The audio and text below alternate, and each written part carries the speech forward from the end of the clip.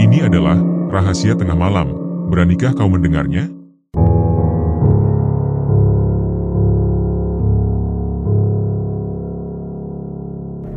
Kejadian ini berlangsung sekitar awal tahun 2000-an. Saat itu, orang tua Gilang mendadak jatuh sakit, sehingga Gilang pun terpaksa pulang ke Semarang. Padahal, pekerjaannya sedang menumpuk dan sangat sibuk. Malam harinya, tepat sekitar pukul 7, telepon rumah yang biasanya jarang berbunyi, tiba-tiba berdering tanpa henti. Istrinya, Luna, yang saat itu berada di rumah, segera mengangkat gagang telepon. Ternyata, kabar mengejutkan datang dari Agung, adik kandung Gilang. Dengan suara cemas, Agung menyampaikan bahwa ayah mereka koma dan telah dibawa ke rumah sakit siang tadi. Luna yang mendengar kabar tersebut langsung tertegun. Dengan terbata-bata, ia mencoba menenangkan dirinya sambil mengatakan bahwa ia dan Gilang akan segera menyusul ke rumah sakit begitu Gilang pulang kerja. Tanpa membuang waktu, Luna segera mempersiapkan semua barang yang perlu dibawa. Ia juga mulai menyiapkan keperluan Sila, anak sematawayangnya yang saat itu masih balita. Untungnya, belum selesai ia membereskan semua, Gilang sudah pulang dari tempat kerjanya. Tanpa curiga, Gilang masuk ke rumah dan terkejut saat melihat Luna sedang sibuk memasukkan baju ke dalam tas. Keheranan pun jelas tergambar di wajahnya. Luna menjelaskan bahwa ayah Gilang sedang sakit dan telah masuk rumah sakit. Ia meminta suaminya agar segera bersiap dan berganti pakaian agar mereka tidak terlalu malam di jalan. Mendengar penjelasan itu, Gilang terdiam. Ia segera masuk ke kamar dan berganti pakaian. Sorot matanya tampak mulai berkaca-kaca, menunjukkan bahwa pikirannya sudah mulai kalut. Luna yang melihat kondisi suaminya berusaha menenangkan, sambil berharap Gilang tetap kuat dan tidak terlalu larut dalam kecemasan. Wajar bila Gilang terkejut, sebab satu-satunya orang tua yang tersisa hanyalah ayahnya. Ibunya telah lebih dulu meninggal sekitar 5 tahun sebelumnya. Maka dari itu, kabar tentang ayahnya benar-benar membuat Gilang syok dan terpukul. Tepat pukul 8 malam, mereka pun berangkat menuju rumah orang tua Gilang di Semarang. Sepanjang perjalanan, pikiran Gilang tampak tidak menentu. Ia lebih banyak diam meski Luna berusaha mengajaknya berbicara. Bahkan, beberapa kali mobil yang dikemudikan Gilang hampir saja menabrak orang karena konsentrasinya terganggu. Melihat kondisi suaminya yang sudah tidak stabil, Luna akhirnya meminta agar ia saja yang mengemudi. Ia khawatir jika perjalanan dilanjutkan seperti itu, justru akan membahayakan mereka semua, termasuk anak mereka yang tertidur di kursi belakang. Gilang pun akhirnya mengalah. Ia menepi dan memberikan kemudi kepada Luna. Dengan mata yang kosong dan suara lirih, ia mengakui bahwa pikirannya tidak tenang karena memikirkan kondisi ayahnya. Luna menyambut dengan lembut, memintanya untuk beristirahat dan mempercayakan perjalanan padanya. Ia yakin masih hafal jalur yang akan ditempuh, dan bila perlu, ia akan membangunkan suaminya jika ragu akan arah jalan. Setelah itu, mobil pun kembali melaju dengan Luna sebagai pengemudi. Di sepanjang perjalanan, Luna beberapa kali mencoba kembali membuka percakapan untuk mencairkan suasana, namun sayangnya Gilang tetap diam 1000 bahasa. Hingga akhirnya Luna pun ikut diam dan memilih untuk fokus mengemudi saja. Perjalanan mereka semakin jauh, dan suasana di dalam mobil menjadi semakin sepi. Hanya suara radio mobil yang terdengar lirih, setidaknya masih menemani keheningan yang menyelimuti. Hingga akhirnya, tepat pukul 10:30 malam, mobil memasuki kawasan hutan yang dikenal dengan sebutan Alas Roban. Gilang yang tampak kelelahan, akhirnya tertidur pulas. Sejak pulang kerja tadi, ia memang belum sempat beristirahat. Luna menyadari suaminya telah tertidur dan tak ingin membangunkannya, meskipun dalam hatinya mulai muncul rasa cemas. Ia merasa tubuhnya mulai bergetar saat menyadari bahwa mereka telah memasuki kawasan yang terkenal cukup angker. Dalam kepalanya terlintas pikiran bahwa mungkin rasa tak tenang ini muncul karena ia belum sempat menunaikan salat Isya. Tangan kanannya pun memutar volume radio, berharap suara nyanyian bisa sedikit mengusir rasa takut. Namun anehnya, suara dari radio yang sebelumnya terdengar jelas, tiba-tiba berubah menjadi frekuensi berisik yang tidak karuan. Luna yang semula merasa tenang pun mulai panik, lalu segera mematikan radio. Ketika suasana kembali hening, indera penciumannya menangkap aroma bunga sedap malam yang begitu kuat dan terasa sangat dekat. Ia semakin tidak nyaman, dan rasa tidak tenang itu semakin kuat. Meski begitu, karena tak ingin membangunkan Gilang, ia tetap melanjutkan perjalanan sambil sesekali melirik ke arah suami dan anaknya yang sedang tertidur. Malam itu, jalanan benar-benar sunyi. Biasanya, meskipun tengah malam, masih ada beberapa kendaraan lain yang berlalu lalang. Tapi malam itu, tidak ada satupun kendaraan lain yang tampak. Hanya mobil mereka saja yang melaju perlahan di antara kegelapan yang pekat. Bahkan cahaya lampu jalan pun tidak ada, membuat suasana semakin mencekam. Dalam benaknya, Luna sempat mengeluh mengapa jalan malam itu terasa begitu sepi, berbeda dari biasanya. Ia mencoba terus membaca doa-doa dan bersholawat agar merasa lebih tenang. Dan akhirnya, dari kejauhan, tampak secercah cahaya kecil yang menyala di pinggir jalan. Ketika semakin dekat, cahaya itu ternyata berasal dari sebuah masjid kecil yang tampak sepi. Saat pertama kali melihat masjid tersebut, Luna tidak merasa curiga sama sekali. Bentuknya seperti masjid-masjid pada umumnya, dengan kubah kecil dan satu menara pendek. Itu sudah cukup membuatnya yakin bahwa yang ia lihat memanglah sebuah masjid. Entah apa yang merasuk dalam pikirannya malam itu, Luna akhirnya memutuskan untuk berhenti dan masuk ke dalam masjid tersebut. Ia merasa kesempatan itu bisa ia gunakan untuk beristirahat sekaligus menunaikan salat Isya yang belum sempat ia lakukan. Ia pun menyalakan lampu sein mobil sebagai tanda bahwa ia akan berhenti. Begitu mobil berhenti, Gilang yang sebelumnya tertidur lelap mendadak terbangun. Ia tampak heran karena merasa masih berada di kawasan Alas Roban, dan tidak menyangka mereka telah sampai di suatu tempat. Matanya menatap ke sekitar, merasa bingung karena tiba-tiba saja mereka berada di dekat sebuah masjid yang berdiri di tengah hutan. Gilang pun turun dari kendaraan, dan pikirannya mulai dipenuhi berbagai pertanyaan. Ia merasa yakin bahwa selama ini ia tidak pernah melihat ada masjid berdiri di area Alas Roban. Namun sebelum pikirannya berlarut, Luna sudah bersiap untuk turun dan mengatakan bahwa ia ingin beristirahat sejenak serta menunaikan salat. Gilang pun menyusul keluar mobil, dan menyampaikan bahwa ia ingin buang air kecil serta mencuci muka agar tidak mengantuk. Namun Luna mengusulkan agar mereka bergantian, mengingat anak mereka masih berada di dalam mobil dan tidak sebaiknya ditinggalkan begitu saja. Luna akhirnya membawa perlengkapan mandi yang sudah dipersiapkan dari rumah, sementara Gilang hanya terdiam sambil terus mengamati bentuk masjid yang tampak sunyi, berdiri sendiri di tengah hutan, menimbulkan perasaan yang semakin tidak tenang di dalam benaknya. Setelah seluruh barang bawaan telah selesai dipersiapkan, Luna perlahan melangkah masuk ke dalam masjid. Saat berada di dalam, dirinya sempat merasa bingung karena tidak menemukan keberadaan kamar mandi ataupun tempat wudhu yang lazimnya tersedia di masjid-masjid pada umumnya. Namun setelah mengamati dengan saksama ke berbagai arah, akhirnya ia melihat sebuah papan petunjuk yang mengarah ke tempat wudhu. Sayangnya, tempat tersebut tidak dilengkapi dengan penerangan yang memadai. Tak kehilangan akal, Luna kemudian menyalakan senter dari ponselnya dan melangkah masuk ke dalam area kamar mandi itu. Setibanya di dalam, perasaan Luna yang semula tenang mendadak berubah menjadi heran. Hidungnya mencium aroma harum yang sangat kuat. Pikiran-pikiran aneh mulai muncul karena tempat itu letaknya cukup jauh dari pemukiman penduduk, namun kondisinya terawat dan bersih. Ia pun mulai mencuci tangan, lalu membasuh wajahnya di bawah keran yang telah dinyalakan. Namun ketenangannya tidak berlangsung lama. Tiba-tiba terdengar suara air mengalir, seperti seseorang sedang mandi. Suara itu membuat Luna terkejut. Ia segera mematikan keran air di depannya agar bisa mendengarkan dengan lebih jelas. Dalam benaknya, ia merasa suara tersebut berasal dari bilik mandi sebelah dan menduga bahwa suaminya, Gilang, sedang mandi di tempat yang sama.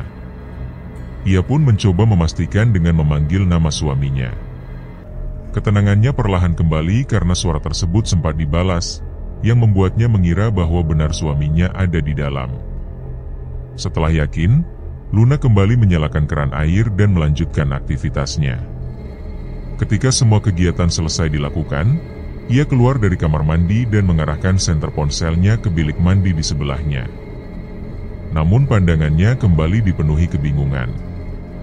Tidak ada siapapun di sana. Bahkan tidak terlihat tanda-tanda bahwa tempat tersebut baru saja digunakan untuk mandi.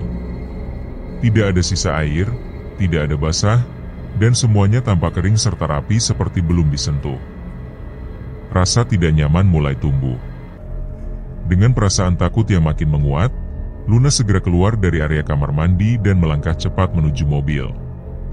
Sesampainya di mobil, ia menanyakan kepada Gilang apakah ia baru saja dari toilet. Gilang menjawab bahwa ia tidak kemana-mana dan tetap tinggal di mobil sambil menjaga anak mereka yang tertidur. Karena tak ingin memperpanjang kegelisahan, Luna pun memutuskan untuk segera kembali masuk ke dalam masjid dan menunaikan salat. Ia mengenakan mukenanya sambil memperhatikan sekeliling masjid yang begitu bersih, bahkan meskipun berada di tengah hutan. Dalam hatinya, ia bertanya-tanya siapa yang rutin membersihkan tempat ini. Salat pun dimulai. Pada rakaat pertama, suasana masih terasa sepi. Sesekali terdengar suara burung dari kejauhan, namun tidak ada hal janggal yang dirasakannya. Keadaan mulai berubah saat memasuki rakaat kedua. Masjid yang tadinya hening, perlahan terasa seperti dipenuhi banyak orang. Luna mulai merasa seperti sedang berada di tengah salat berjamaah. Detak jantungnya meningkat tajam. Tubuhnya mulai bergetar, dan matanya melirik ke kanan dan ke kiri untuk memastikan apakah benar tidak ada siapapun di dalam selain dirinya. Namun keramaian itu semakin terasa. Suara langkah kaki terdengar. Ada yang berjalan, menyapu lantai, bahkan terdengar pula suara anak-anak yang berlarian sambil tertawa kecil. Rasa takut mulai menguasai dirinya. Konsentrasinya pada salat mulai goyah. Bacaan salat yang semula lancar, kini mulai kacau dan terbata-bata. Tak sanggup lagi menahan semua perasaan ganjil tersebut, Luna pun memutuskan untuk menghentikan salatnya dan perlahan menoleh ke belakang. Di saat itu, pandangannya membeku. Matanya melihat dengan jelas beberapa orang parubaya sedang melaksanakan salat berjamaah. Mereka tampak khusyuk dalam posisi menunduk, sama seperti umat yang tengah salat pada umumnya. Namun ada sesuatu yang tidak biasa dari wajah mereka. Wajah-wajah itu tampak pucat, seputih kertas, seolah-olah seperti orang yang baru saja diangkat dari dalam air. Tubuh mereka pun memancarkan aroma aneh, menyerupai harum bunga sedap malam yang sangat menyengat dan sulit dijelaskan. Tidak hanya itu, beberapa anak kecil juga terlihat berlari-lari sambil tertawa. Beberapa dari mereka bahkan mendekati dan berputar-putar mengelilingi tubuh Luna, seolah bermain-main dengannya. Dengan tubuh yang terus bergetar hebat, Luna mencoba menenangkan diri dan kembali melanjutkan salatnya. Namun perasaannya benar-benar tak karuan. Dalam benaknya, kejadian malam itu begitu jelas. Ia melihat sosok-sosok parubaya, baik laki-laki maupun perempuan, sedang salat berjamaah di belakangnya. Wajah mereka putih pucat, dan aroma tubuh mereka menyebar ke seluruh ruangan. Karena pintu utama masjid berada di bagian belakang, Luna merasa tak punya pilihan untuk keluar. Keberadaan mereka yang sedang salat berjamaah membuat jalan keluar tertutup. Setelah beberapa saat kemudian, Luna akhirnya menyelesaikan salatnya. Ia tidak lagi ingin berlama-lama. Dengan langkah tergesa namun tetap berusaha tenang, ia keluar dari masjid. Pandangannya menangkap banyak orang di dalam yang kini sudah selesai salat dan sedang duduk-duduk atau berbaring berjauhan satu sama lain, seolah sedang beristirahat. Masih dengan kepala tertunduk dan langkah cepat, ia meninggalkan area masjid dengan tubuh yang masih dipenuhi rasa takut. Begitu berada di luar, Luna kembali menoleh ke kanan dan kiri, memastikan apakah ada kendaraan lain yang mungkin singgah di tempat itu. Namun tidak ada satupun. Masih hanya kendaraan mereka saja yang terparkir di depan. kawasan Alas Roban masih sepi seperti sebelumnya. Pikiran Luna semakin dipenuhi tanda tanya besar. Ia terus bertanya dalam hati, siapa sebenarnya orang-orang yang dilihatnya di dalam tadi. Dengan langkah tergesa, Luna masuk ke dalam mobil dan segera menceritakan semuanya kepada Gilang. Dirinya bertanya apakah suaminya sempat melihat ada orang lain masuk ke masjid selain dirinya. Gilang mengaku tidak melihat siapapun. Bahkan tidak ada satupun kendaraan lain lewat sejak mereka berhenti di sana. Jalanan pun terasa sangat lengang. Luna kemudian meminta suaminya untuk melihat langsung ke arah masjid. Ia menunjuk ke bagian masjid yang masih terlihat menyala lampunya. Suara orang yang sedang berbicara pun masih terdengar samar, ditambah dengan tawa anak-anak yang masih berlarian di dalam. Luna ingin memastikan bahwa apa yang dilihat dan didengarnya bukan hanya halusinasi semata. Gilang pun turun dari mobil dan berjalan perlahan mendekati masjid. Matanya menyapu ke arah dalam masjid dan mendadak sorot wajahnya berubah. Pandangannya membeku, tubuhnya bergetar. Ia segera kembali ke dalam mobil, menyalakan mesin dan berkata bahwa ia melihat apa yang Luna lihat. Rasa takut mulai menjalari dirinya, dan ia ingin segera pergi dari tempat itu. Pada saat bersamaan, bayi mereka yang sebelumnya tertidur lelap, tiba-tiba menangis histeris tanpa sebab. Tangisannya menggema di dalam mobil. Bukan hanya itu, mobil yang semula tidak bermasalah, malam itu tiba-tiba terasa berat ketika digerakkan. Gilang menginjak pedal gas sekuat mungkin, tetapi mobil hampir tidak bergerak. Ia pun merasa kebingungan, bertanya-tanya apa yang sebenarnya sedang terjadi. Luna hanya diam sambil mencoba menenangkan bayinya. Matanya kembali melirik ke arah belakang, ke arah masjid. Ia terkejut saat menyadari bahwa cahaya masjid yang sebelumnya terang, kini telah menghilang. Bahkan jika diperhatikan lebih seksama, masjid itu tampaknya menghilang begitu saja, seolah tidak pernah ada di tempat itu sebelumnya. Kebingungan semakin melanda. Luna terus memandang ke arah suaminya, dan Gilang terus berupaya menjalankan mobil mereka yang masih terasa berat. Perlahan namun pasti, mobil tersebut akhirnya bisa berjalan menjauhi tempat itu. Beberapa saat kemudian, mereka berhasil keluar dari kawasan Alas Roban. Anehnya, sesaat setelah mereka melewati batas kawasan tersebut, mobil yang tadinya berat kini kembali normal. Bayi mereka yang sebelumnya menangis keras, kini kembali tertidur dengan tenang, seolah tidak pernah terjadi apa-apa. Luna dan Gilang hanya terdiam sepanjang perjalanan. Tidak ada satupun kata yang terucap. Keduanya masih tenggelam dalam rasa tidak percaya atas kejadian yang baru saja mereka alami. Tanpa terasa, Gilang akhirnya tiba di rumah sakit tempat ayahnya dirawat. Begitu sampai, ia dan Luna segera menemui orang tuanya yang kala itu masih dalam keadaan koma. Perasaan Gilang kembali terguncang hebat, dan kali ini ia tak mampu lagi membendung air matanya. Luna pun ikut larut dalam tangis, menyaksikan mertuanya yang dahulu dikenal sangat baik hati, kini terbaring lemah tak berdaya. Ketakutan yang sempat menghantui Gilang akibat pengalaman mistis di masjid gaib sebelumnya seolah menguap begitu saja, digantikan oleh kesedihan yang begitu mendalam. Tidak hanya Gilang dan Luna, seluruh keluarga yang berkumpul di rumah sakit saat itu pun tampak diselimuti kesedihan. Tak satu pun dari mereka mengucapkan sepatah kata, seakan duka menyatukan mereka dalam keheningan. Namun, keajaiban mulai terlihat beberapa hari kemudian. Kondisi orang tua Gilang yang sebelumnya koma perlahan membaik, hingga akhirnya ia sadar dengan sendirinya.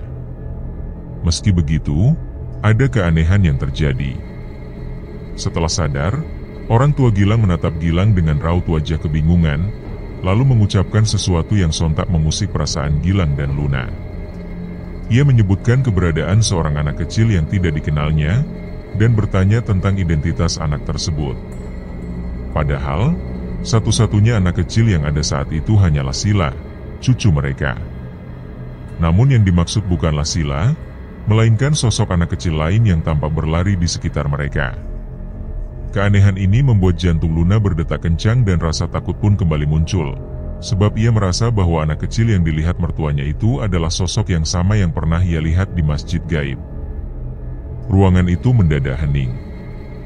Semua orang yang berada di sana saling berpandangan penuh kebingungan. Tidak ada satupun dari mereka yang melihat anak kecil lain selain Sila. Setelah akhirnya orang tua Gilang dinyatakan sembuh total dan diperbolehkan pulang, Gilang memutuskan untuk menceritakan kepada keluarga dan saudara-saudaranya tentang kejadian aneh yang dialami oleh Luna di kawasan Alas Roban. Semua orang terkejut mendengar cerita tersebut. Mereka tak menyangka bahwa kejadian semacam itu benar-benar dialami oleh Gilang dan Luna. Orang tua Gilang bahkan menyampaikan bahwa sosok anak kecil yang dilihat Luna sepertinya memang sengaja ikut karena merasa menyukai Luna. Setelah percakapan itu usai dan waktu berlalu selama sekitar 1 minggu, Gilang dan Luna pun kembali ke kota untuk melanjutkan aktivitas pekerjaannya. Demi memastikan segala sesuatunya, mereka pun mengatur waktu perjalanan agar tiba di kawasan Alas Roban pada siang hari. Sesampainya di sana, cerita tentang masjid gaib tersebut akhirnya terbukti. Ketika melintasi area tersebut, mereka sama sekali tidak menemukan masjid yang sebelumnya mereka singgahi. Bahkan Luna masih mengingat dengan jelas setiap tikungan yang mereka lalui demi memastikan keberadaan masjid itu. Nyatanya, bangunan tersebut memang tidak pernah ada. Dari pengalaman itulah, keduanya akhirnya memahami bahwa dunia lain, makhluk halus dan jin, benar-benar ada. Namun tidak semuanya berniat jahat atau mengganggu manusia. Terkadang, makhluk-makhluk itu hanya ingin menunjukkan eksistensi mereka, dan tak jarang pula mereka datang untuk membantu manusia. Andai saja malam itu masjid tersebut tidak muncul, mungkin mereka tak bisa beristirahat. Maka, bisa jadi masjid itu sengaja diperlihatkan agar mereka bisa berhenti dan melaksanakan salat berjamaah bersama penghuni alam lain. Sementara itu, di tempat lain, Intan bertanya kepada suaminya tentang keberangkatannya ke Jawa. Bang Pian mengiyakan, karena itu merupakan tugas penting dari kantornya. Ia pun bersiap dengan membersihkan tas hitam besar milik Intan yang biasa digunakan saat mudik lebaran. 1,5 tahun telah berlalu sejak Bang Pian dan Intan menikah. Dari pernikahan itu, mereka dikaruniai seorang bayi laki-laki bernama Ilham Alfiansyah. Namun, kebahagiaan mereka sempat diuji ketika Bang Pian tiba-tiba menghilang dalam perjalanan dinas ke sebuah daerah di Jawa Tengah. Selama lebih dari 3 bulan, ia terpisah dari anak dan istrinya, dan harus berjuang keras untuk bisa kembali, meski nyawanya hampir melayang beberapa kali. Sebelum keberangkatan itu, Bang Pian sempat berpamitan kepada Intan dan bayinya. Bayi kecil mereka menangis tanpa henti, seolah-olah tak rela ditinggalkan. Meskipun hati Bang Pian diliputi rasa ragu, Intan yang bersikap dewasa tetap meyakinkannya untuk segera berangkat, mengingat rekan-rekannya sudah menunggu. Dengan perasaan resah, Bang Pian pun berangkat, meninggalkan Intan, bayi mereka, dan mertuanya. Ia harus menjalankan tugas penting sebagai kepala keamanan perusahaan yang akan melakukan survei lahan. Informasi yang diterima menyebutkan bahwa daerah yang akan mereka kunjungi merupakan tempat wingit dan masih menyimpan banyak misteri. Di dalam kendaraan, diskusi pun terjadi antara anggota rombongan, termasuk Bu Indah, Firman, Bu Desi, dan Asep sang sopir. Mereka memperdebatkan tentang kebenaran cerita angker di lokasi tujuan. Menurut laporan riset, kawasan tersebut memiliki potensi pariwisata besar karena akan dibangun jalur lintas selatan yang terhubung ke jalur Pantura. Setelah menempuh lebih dari 15 jam perjalanan, rombongan akhirnya memasuki wilayah pedesaan. Keletihan mulai menyelimuti mereka semua. Jalanan yang mereka lalui semakin sempit dan berbatu. Ditambah lagi hujan deras mengguyur perjalanan mereka, membuat suasana semakin mencekam. Asep, sang sopir, tetap fokus menyetir, meski lelah jelas terlihat di wajahnya. Firman yang duduk di sampingnya mencoba mencairkan suasana dengan percakapan ringan, namun jawaban yang didapat justru semakin membuatnya penasaran. Semua informasi arah perjalanan diperoleh dari orang-orang yang bahkan belum pernah menginjakan kaki ke lokasi tersebut. Akhirnya, mereka memasuki sebuah gapura besar. Keraguan mulai menyelimuti Firman, namun Asep tetap melaju, karena tidak ada jalan lain. Mereka terus menyusuri jalan sempit dan berlumpur selama lebih dari 30 menit hingga Bang Pian yang terbangun dari tidurnya menyadari sesuatu yang ganjil. Ia merasa seperti sudah melewati jalan yang sama berulang kali. Kegelisahan mulai menyelimuti semua orang di dalam mobil. Mereka pun sepakat untuk terus melanjutkan perjalanan, meski suasana semakin mencekam. Setelah berjalan selama 30 menit, seluruh penumpang mobil dikejutkan oleh penampakan pohon beringin besar yang ternyata telah mereka lewati sebelumnya. Bang Pian, yang merasa yakin bahwa mereka sedang disesatkan, segera meminta Asep untuk tetap melanjutkan kendaraan sambil mencari tempat aman. Ia memberi isyarat agar Asep langsung menghentikan mobil bila diperintahkan. Setelah beberapa saat, Bang Pian pun meminta Asep berhenti dan segera turun dari mobil lewat pintu belakang. Ia menginstruksikan agar yang lainnya tetap berada di dalam kendaraan. Sesampainya di luar, Bang Pian berjalan mengelilingi mobil sambil mengamati keadaan sekitar. Tak lama kemudian, ia mengetuk kaca jendela sisi kiri dan memberi isyarat kepada Firman untuk membukanya. Ia mengingatkan agar semua terus berdoa karena mereka sedang berada di alam lain. Firman yang tampak terkejut segera menoleh ke arah Bu Indah yang duduk di belakangnya. Bang Pian pun menyampaikan bahwa ia akan mencari tahu siapa yang membawa mereka ke tempat itu, kemudian meminta Firman menutup kembali jendela. Bang Pian melanjutkan pengamatannya dengan kembali mengitari mobil, tindakan yang membuat Bu Indah dan penumpang lain semakin kebingungan. Bu Indah bertanya dengan penuh rasa penasaran apakah mereka benar-benar tersesat. Firman menanggapi dengan menenangkan dan memintanya untuk terus berdoa. Tak lama kemudian, Bang Pian tiba-tiba dengan wajah tegang dan pucat meminta semua penumpang untuk segera keluar dari mobil. Ia memanggil Asep, Firman, Bu Indah, dan Bu Desi dengan panik. Begitu semua telah keluar, mereka baru menyadari bahwa mobil mereka kini berada di tepi jurang yang sangat curam. Bu Indah dan Bu Desi terlihat gemetar menyaksikan kenyataan tersebut, tak percaya dengan apa yang mereka alami. Teriakan istighfar pun menggema ketika mereka melihat mobil tersebut meluncur ke dalam jurang. Bu Indah, dalam kondisi gemetar dan menangis, mempertanyakan keadaan mobil mereka. Asep berusaha menenangkannya, meyakinkan bahwa yang terpenting saat ini adalah keselamatan mereka semua. Bang Pian memperingatkan agar tak ada yang terpisah karena mereka tidak tahu keberadaan mereka saat ini dan tidak memiliki apapun. Jalan yang tadinya terasa lebar pun mendadak menghilang dan berubah menjadi jalan setapak.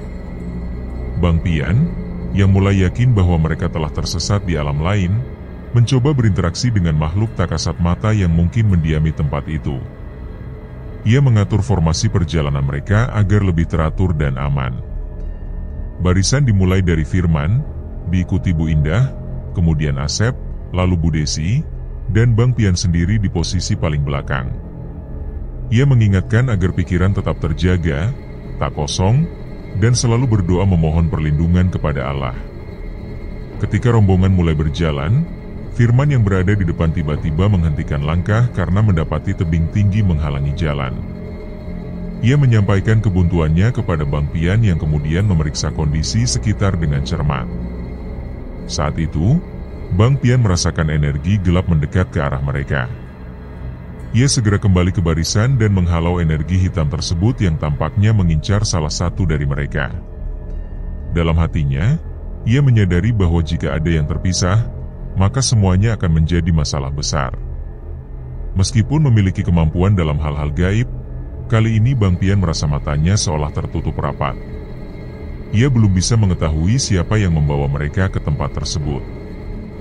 Firman yang menyadari sesuatu yang aneh membisikkan bahwa jam tangannya tidak lagi bergerak. Hal yang sama juga dialami oleh Bu Indah, Bu Desi, dan Asep. Mereka pun memahami bahwa ada keanehan yang sedang terjadi. Bang Pian sempat melontarkan candaan ringan yang berhasil membuat semuanya tertawa. Namun Firman segera mengingatkan agar mereka lebih fokus mencari jalan keluar. Bang Pian pun kembali mengatur formasi perjalanan dan menegaskan bahwa mereka tidak boleh berpencar. Ia mengeluhkan betapa rapat dan sulit ditembusnya tempat itu, Lalu Bu Desi bertanya tentang keberadaan mereka. Jawaban Bang Pian bahwa mereka kemungkinan besar berada di alam lain membuat Bu Desi tercekat. Sementara itu, Intan, istri Bang Pian, mulai merasa cemas karena suaminya belum juga pulang padahal sebelumnya hanya berpamitan untuk pergi selama 4 hari. Kini sudah 7 hari berlalu. Ia pun datang ke rumah Baba Ali, ayah Bang Pian, untuk menyampaikan kekhawatirannya. Baba Ali yang sedang menggendong cucunya menanggapi dengan santai dan menenangkan Intan, mencoba meyakinkan bahwa Bang Pian tak mungkin berbuat macam-macam. Mak Ella kemudian datang membawa air minum untuk Intan dan sempat menggoda Baba Ali karena suka bercanda. Intan menyarankan agar Baba Ali segera mendatangi tempat kerja Bang Pian agar mendapat kepastian. Baba Ali pun setuju dan bergegas pergi ke kantor anaknya sebelum maghrib tiba. Sore harinya, ia kembali ke rumah dengan wajah murung. Maela, istrinya, sudah menduga bahwa ada sesuatu yang tidak beres. Dengan suara lemah, Baba Ali menyampaikan bahwa pihak kantor Bang Pian juga belum mendapat kabar dari tim Bang Pian yang belum tiba di lokasi tujuan. Intan pun menangis dan menyuarakan kekhawatiran tentang kemungkinan buruk yang menimpa suaminya dan rekan-rekannya. Baba Ali hanya bisa mengajak mereka untuk bersabar dan terus berdoa agar Allah memberikan yang terbaik. Di tempat lain, Bang Pian dan rombongannya masih berjuang mencari jalan keluar dari tempat asing yang mereka yakini berada di luar nalar. Kejenuhan mulai dirasakan karena suasana tidak pernah berubah. Langit kelabu dan jalan setapak yang sama terus-menerus membuat mereka merasa lelah secara mental. Firman pun mengungkapkan keanehan karena mereka tidak merasa haus, lapar, ataupun capek meski telah berjalan jauh. Bang Pian menyarankan agar mereka duduk dan menunggu malam tiba. Ia sendiri memilih untuk duduk bersila di pinggir jalan dan mulai berzikir, berharap mendapat petunjuk dari Allah. Ia meminta Asep dan Firman untuk menjaga Bu Indah dan Bu Desi, serta menegaskan agar tidak ada yang berpencar. Dalam bisikan, Asep menyampaikan keraguannya terhadap kemampuan Bang Pian yang selama ini dikenal memiliki kelebihan. Firman merespons bahwa walau ilmunya tidak bisa digunakan di tempat ini, tanpa Bang Pian nasib mereka bisa saja lebih buruk. Firman yang telah lama mengenal Bang Pian mengetahui betul kelebihan yang dimiliki rekannya itu. Ia pernah menyaksikan langsung saat Bang Pian mengusir makhluk gaib yang menghuni basement kantor mereka, saat Bang Pian masih menjadi security baru. Kejadian itu membuat Bang Pian kemudian diangkat menjadi kepala keamanan bersama Pak Bayu dan Pak Ujang dari Polsek setempat. Tak lama usai perbincangan antara Firman dan Asep, Bang Pian akhirnya membuka kedua matanya. Wajahnya tampak lesu, diselimuti kesedihan yang jelas tergambar dari raut mukanya saat itu. Ia memberitahukan bahwa mereka bukan lagi berada di dunia mereka, melainkan tersesat ke alam gaib. Bang Pian menyampaikan hal tersebut sembari mengusap wajahnya, membuat Firman dan yang lainnya terkejut. Bu Indah yang masih syok bertanya tentang nasib mereka. Namun Bang Pian tetap tenang dan menenangkan semua orang. Ia meminta agar mereka tidak henti-hentinya berdoa, beristighfar, atau bersholawat dalam hati. Harapan masih ada, karena bisa saja ada jalan keluar dari tempat itu di depan sana. Dengan penuh keyakinan, Bang Pian pun berdiri dari tempat duduknya, mengajak yang lain untuk bersiap. Sementara itu, di rumah Baba Ali, kesedihan semakin terasa. Intan masih setia menunggu kepulangan suaminya yang sudah sebulan lebih tak memberikan kabar, begitu juga dengan buah hati mereka. Baba Ali yang tak henti mencari cara untuk menemukan Bang Pian, akhirnya mendatangi rumah orang tua Ardi. Di sana, ia menceritakan kejadian yang menimpa Bang Pian dan berharap Ardi bisa membantu. Dengan penuh harapan, Pak Junaedi mengajak Baba Ali menuju wartel untuk menghubungi pesantren. Ia meminta Baba Ali sendiri yang menjelaskan segalanya kepada Ardi. Setelah berhasil berbicara lewat telepon, Baba Ali kembali ke rumah Pak Junaedi. Sebelum pulang, Baba Ali berusaha menenangkan Intan, mengabarkan bahwa Ardi telah dihubungi dan siap membantu mencari Bang Pian bersama teman-temannya. Intan mulai merasa lebih tenang, karena tahu betul siapa Ardi sebenarnya. Ia juga menyadari bahwa Bang Pian telah melewati banyak kejadian di luar nalar manusia bersama Ardi, dan bahkan menganggapnya sebagai adik kandungnya sendiri. Langit kelabu di tempat Bang Pian dan teman-temannya perlahan berubah menjadi gelap, menandakan siang telah berganti malam. Meski keadaan di sekitarnya masih terlihat cukup jelas, Bang Pian yakin waktu memang telah berganti. Suasana yang semula tenang dan sunyi, seketika berubah mencekam saat Bu Indah melihat bola api besar melesat di atas kepala mereka. Karena merasa sangat ketakutan, Bu Indah memohon agar mereka berhenti sejenak di jalan setapak itu. Bola api yang awalnya hanya dilihat oleh Bu Indah, kembali muncul dan kali ini terbang semakin tinggi. Bang Pian, Firman, dan Asep segera bersiaga menjaga Bu Indah dan Bu Desi yang mulai gemetar. Firman penasaran dengan makhluk tersebut, dan Bang Pian menjelaskan bahwa jika itu berada di dunia nyata, makhluk itu disebut Banaspati. Namun, ia sendiri belum yakin akan kebenarannya. Firman lalu bertanya apakah Bang Pian memiliki senjata pusaka yang bisa membantu mereka keluar dari tempat itu. Bang Pian pun teringat sesuatu dan mencoba memanggilnya, berharap makhluk tersebut datang membantunya. Sesaat kemudian, Bang Pian membuka matanya sambil menggeleng, kebingungan dengan situasi yang tengah dihadapi. Ia merasa kemampuannya tak ada gunanya di tempat ini, dan mulai kesal dengan dirinya sendiri. Firman mencoba menguatkan Bang Pian dengan mengingatkan bahwa sehebat apapun makhluk, Allah tetap yang maha kuasa. Bang Pian pun tersadar dan segera memohon ampun atas kekeliruannya. Lalu, terdengar suara yang hanya bisa ia dengar, mengejeknya karena kembali terjebak dalam kelemahan lamanya.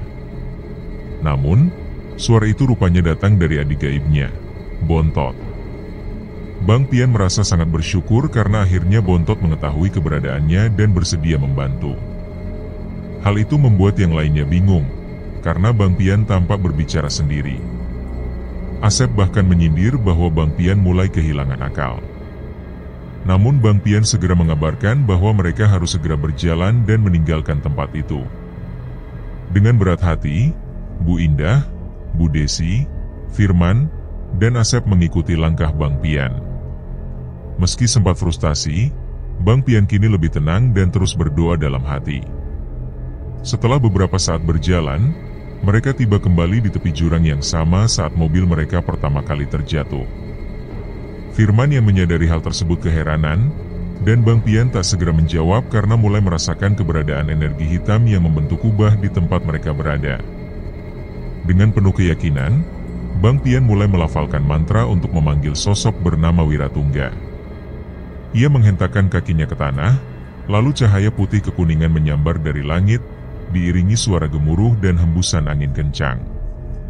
Cahaya itu melesat ke arahnya, dan Bang Pian berhasil menangkapnya. Saat itu, Firman melihat Bang Pian menggenggam sebilah golok dan merasa heran.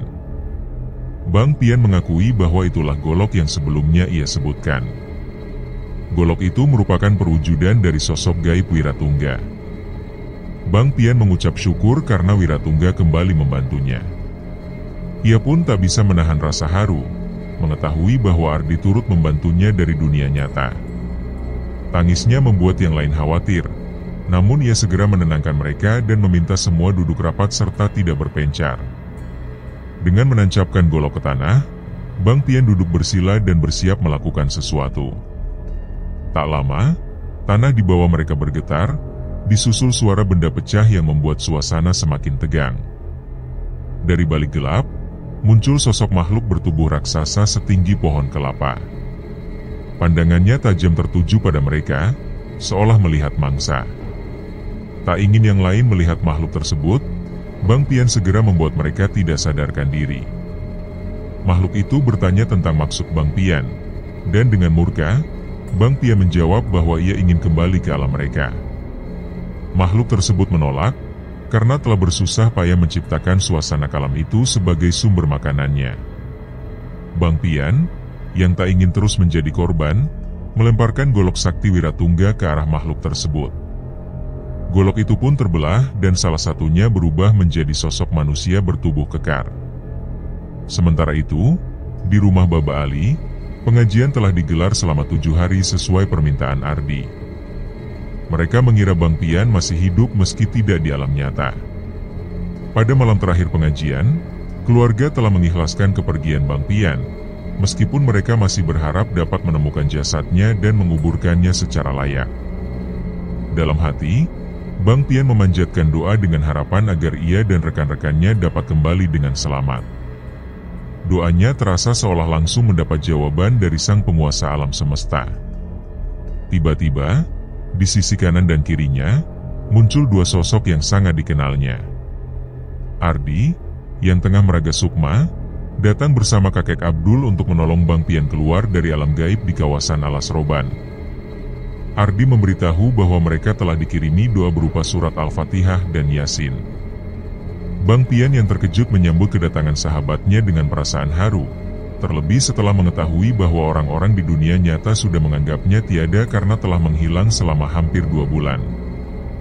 Ia merasa sedih mengingat anaknya yang masih bayi dan belum sempat tumbuh besar bersamanya.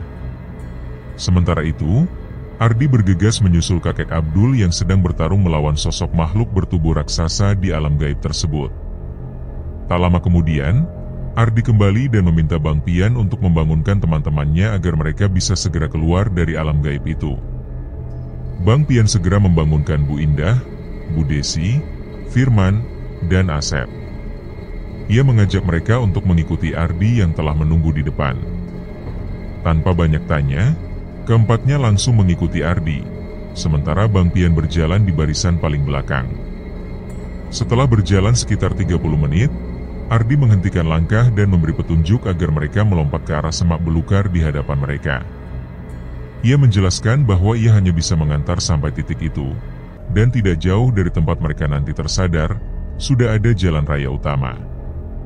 Meskipun kebingungan, semua mengikuti instruksi Ardi. Bang Pian mengucapkan terima kasih kepada Ardi, mengungkapkan rasa terhutangnya atas bantuan yang tak ternilai. Ardi hanya tersenyum, mengisyaratkan salam untuk Kak Intan, dan kembali menghilang.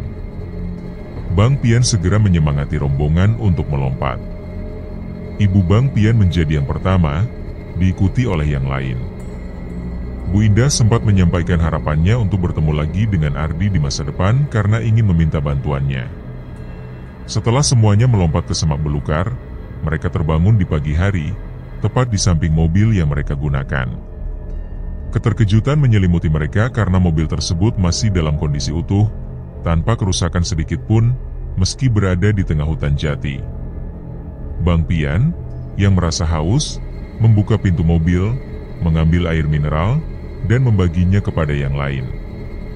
Ia kemudian mengajak Asep mencari jalan keluar dari hutan agar mereka bisa membawa mobil tersebut.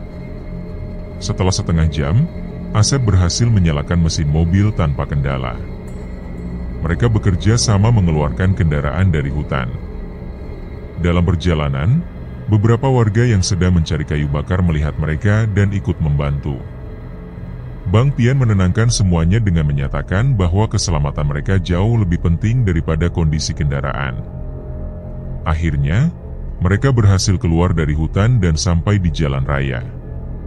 Mengingat reputasi Alas Roban yang memang dikenal penuh misteri dan keangkeran, Bu Indah memutuskan agar mereka langsung menuju kantor untuk menjelaskan apa yang terjadi kepada atasan. Sambutan hangat menyambut kedatangan mereka di kantor. Tangis bahagia pecah saat semua yang sebelumnya mengira mereka telah tiada akhirnya dapat bertemu kembali. Setelah penjelasan lengkap diberikan, Bang Pian, Bu Indah, Bu Desi, Firman, dan Asep diantar pulang oleh sopir dan rekan-rekan kantor. Sesampainya di rumah, suasana haru kembali menyelimuti keluarga Bang Pian. Ia mengucapkan salam di depan rumahnya dan langsung disambut tangisan bahagia dari Intan yang memeluknya erat, tak percaya bahwa suaminya benar-benar kembali. Maela dan Bapak Ali pun terharu, melihat Bang Pian pulang dalam keadaan sehat.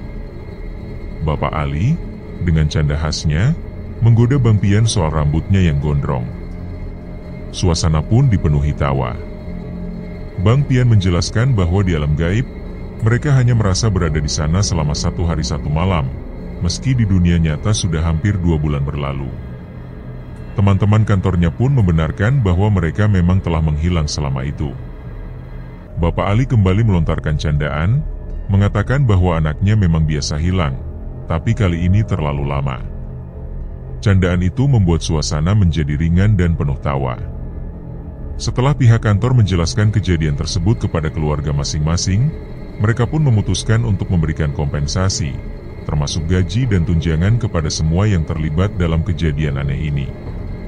Walau tak bisa dijelaskan secara logika, kejadian itu benar-benar terjadi. Keesokan harinya, Bang Pian terlihat sedang menggendong anaknya bersama Intan. Ia pun menceritakan semua kejadian yang dialaminya, termasuk bagaimana Ardi kembali datang untuk membantunya keluar dari alam gaib yang berada di tengah alas roban.